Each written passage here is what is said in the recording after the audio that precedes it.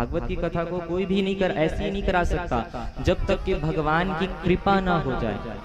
मैं अपनी कथाओं में कहता हूँ, भागवत की कथा 3 कारण से होती है। यदि 3 तत्व 3 वस्तु आपके पास है तब जाकर के भागवत की कथा होगी, अन्यथा नहीं। कोई कहे कि पैसे के बल से मैं भागवत करा लूंगा ना, तो आज के समय में इतने पैसे वाले भरे पड़े हुए हैं, पैसे वालों की कमी नहीं है, लेकिन क्या वो भागवत की कथा करा पाते हैं? नहीं करा पाते हैं। क्या यजमान तक बन पाते हैं? नहीं बन पाते। आज आप लोग इतने भाग्यशाली हो कि आज पूरे ग्राम वासियों को कथा सुनने को, और खास करके आप 3 परीक्षित को यजमान बनने का फल मिल गया है। इस यजमान की सीट में बैठने के लिए वो देवता देवराज इंद्र भी असक्षम है, उनमें सक्षमता नहीं है, क्षमता नहीं है। हाँ, आप लोग जब कथा सुनने के लिए आते हो ना, घर से बाहर निकलते हो, तो हमारे पुराणों में ही लिखा गया है, कथा सुनने के लिए जो जीव अपने घर से, अपने स्थान से उस कथा स्थल तक जाता है, तो जितने कदम वो बढ़ाता है उतने कदम में अश्वमेध यज्ञ करने का फल उसको मिलते जाता है।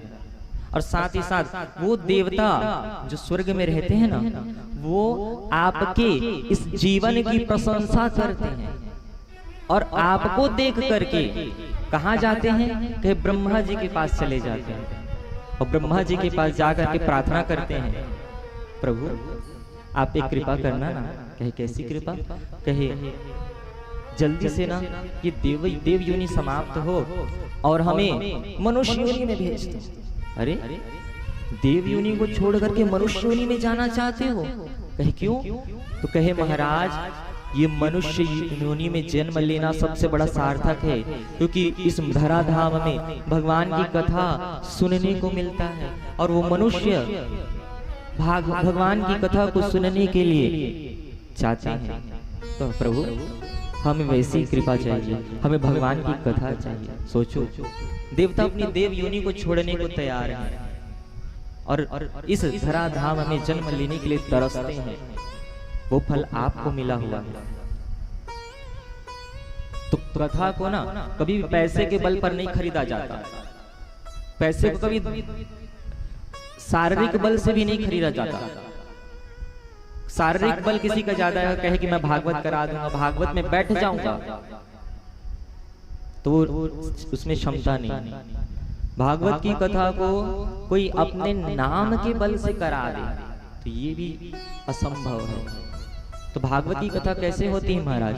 तो कहे भागवत की कथा कराने के लिए, सुनने के लिए और यजमान बनने के लिए 3 चीजों की आवश्यकता होती है। क्या क्या? तो पहला है इच्छा। भागवत की कथा कराने के लिए, भगवान की कथा को सुनने के लिए पहली वस्तु की आवश्यकता है इच्छा। क्योंकि जब तक के मन में भाव नहीं आएगा, भगवान की कथा के प्रति प्रेम नहीं जागेगा, इच्छा नहीं जागेगा, कोई व्यक्ति कथा सुनने के लिए नहीं आएगा, कोई कथा सुनने के लिए अपने घर से बाहर नहीं जाएगा। तो पहली वस्तु है इच्छा। इच्छा जागना चाहिए, कराने के लिए भी, सुनने के लिए भी। जब इच्छा जाग जाता है ना, तो परमात्मा खुश हो जाते हैं, प्रसन्न हो जाते हैं। कहीं इसकी इच्छा है, तब भगवान क्या करते हैं? शक्ति देते हैं उस जीव को। तब दूसरी वस्तु आती है, दूसरी वस्तु का प्रादुर्भाव होता है, और उस वस्तु को कहते हैं प्रयत्न, कोशिश, मेहनत। क्योंकि बिना मेहनत की कथा नहीं होती भैया। बिना मेहनत के पंडाल लग जाता है? नहीं लगता। बिना मेहनत की स्टेज लग जाएगा? नहीं। जब तक कि मेहनत नहीं करोगे कथा होने वाली नहीं है। तो पहली वस्तु क्या बोला? इच्छा। दूसरी वस्तु प्रयत्न। और इच्छा जाग भी जाए, कितनों कोशिश कर लो, लेकिन जब तक कि वो तीसरी वस्तु आपके पास नहीं आएगी ना, तब तक कि कोई कथा न सुन सकता है न कथा करा सकता है। और ये तीसरी वस्तु सबसे महत्वपूर्ण वस्तु है। क्या? विचार करिए। कभी कभी ना ऐसे देखते हैं, कई यजमान, कई श्रोतागण इच्छा तो कर लेते हैं, और महाराज कथा तो सुने, खूब धन है अपने पास, धन लगा दी, और धन लगा करके मेहनत भी कर लेते हैं। मेहनत कैसे की? पूरा टेंट लगा पड़ा हुआ है, माइक साउंड सब लगा पड़ा हुआ है, हाँ, चेक करने वाला भी हेलो चेक कर रहा है। हाँ, अब महाराज जी आने ही वाले हैं, लेकिन उनके पास तीसरी वस्तु नहीं आई है अभी तक। कौन सी? कहे अनुग्रह, कृपा। ठाकुर जी की कृपा जब तक के नहीं होगी, तीसरी वस्तु नहीं आई है, तो क्या हो जाता है? कभी कभी महाराज जी ही बीच रास्ते में कहीं चले गए, कहीं कुछ हो गया, तो कहीं और कुछ घटना घट गई।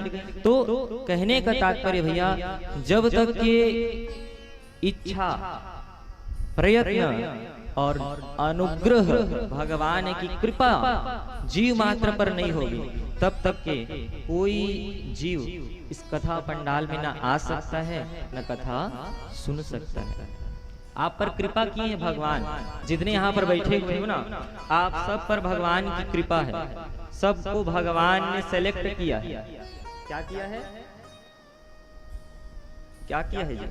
सेलेक्ट किया है, आपको चुन चुन करके यहाँ भेजे हैं भगवान कि जाओ आप कथा सुनो मेरी।